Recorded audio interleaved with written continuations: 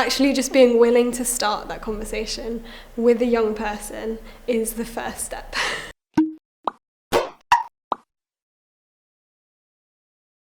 I think quite often they're the people who get avoided the most in church because they can seem a bit scary, but they're actually not. They're really great.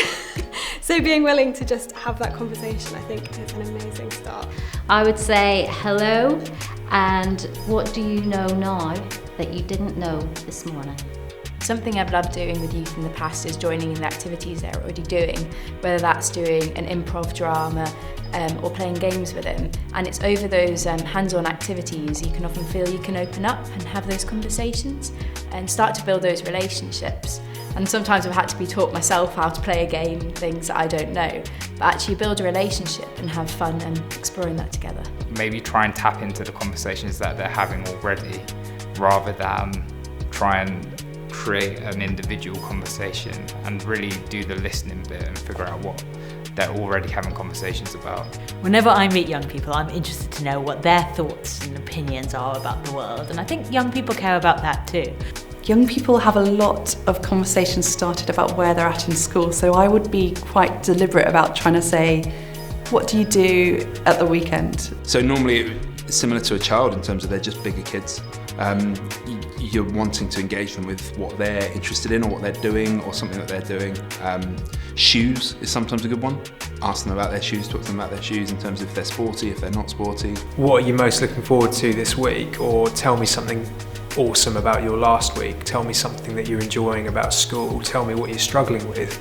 Tell me what's on your mind at the moment. What's the thing that's bothering you or making you feel anxious? Anxiety is a huge problem. I think with a young person, I'd be keen to try to find some point of common interest, as unlikely as that may be, given who I am and who they are. But I do have some young people in my life, so I might just ask them questions like, so what's the coolest YouTube video you watched recently, or something like that, to get them talking about something they know about and maybe that they're interested in. Introduce yourself, to find out what they're called, to find out what they're interested in, just to be generally curious, but maybe not too intrusive. You know, I wouldn't start a conversation in a formulaic way with an adult. I wouldn't say, I always start a conversation with an adult in this way.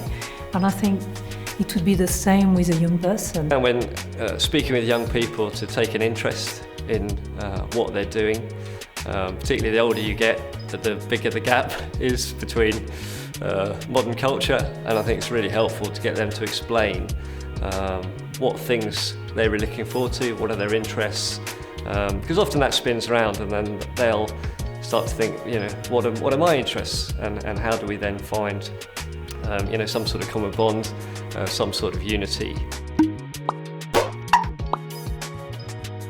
That's fine, and if you admit me out completely, I won't be offended.